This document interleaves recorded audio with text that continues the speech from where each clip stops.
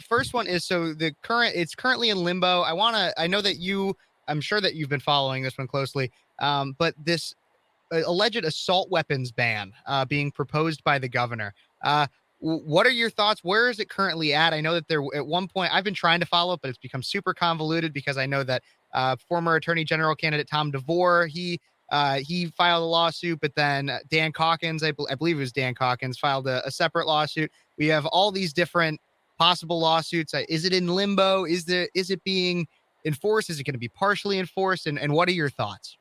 So I truly believe that Illinois State Rifle Association has kind of the keystone suit that is headed to the U.S. Supreme Court.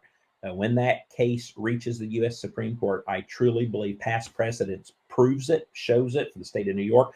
I believe that our Second Amendment rights will be upheld, and I also believe that the door will be open to the revocation of the FOID card and all this other nonsense that we're under scrutiny here from in Illinois. Now, I commend everyone. I know there's some dispute. I disagree with. I was a part of Tom DeVore's lawsuits. I certainly support Dan Calkins as to what he's doing.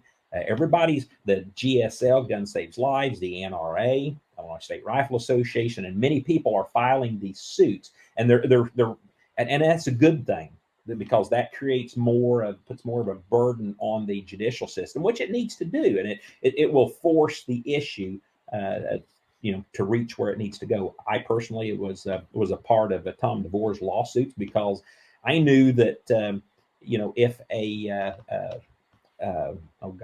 the order was given, then I'm exempt, a TRO, temporary restraining order. So if a gun store participated in that, and I participated in it, we received the TRO, which we did. Well, I can still go buy the 30, 40 round clips. I can buy ARs, and the gun stores can sell them, as well as any ammo. So that was the big benefit to his. It's going to take time. The judicial system, it's just the way it is, and especially when you've got someone like J.B. Pritzker and Kwame Raoul, doing everything that they can to throw a wrench in the process. So no, everything is moving along.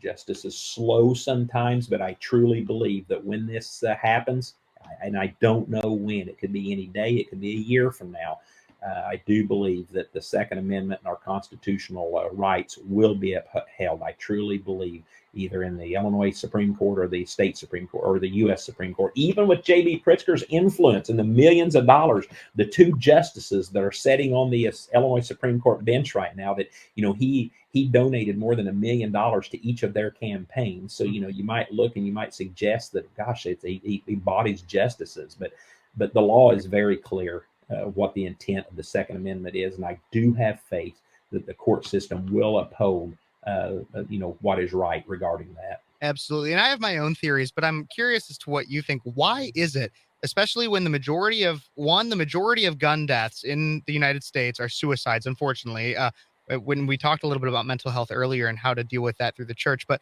so that's the majority of gun deaths. And then also the majority of gun violence is committed by handguns.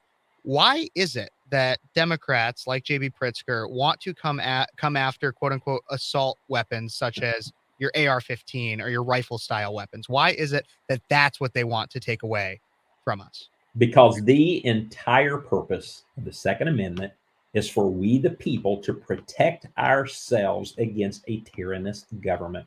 So when you simply do and I'm not a student, I've read enough books and educated myself enough to understand the purpose of the Second Amendment, to understand how socialism and Marxism and ultimately communism works. And you dumb down the people, you disarm the people, and to where they don't know how to protect themselves, and they can't protect themselves. It is really that basic. So it's interesting this ridiculous argument that I hear about, our founding fathers didn't have AR-15s. No, they had muskets and bayonets, and they even had cannons. And guess what?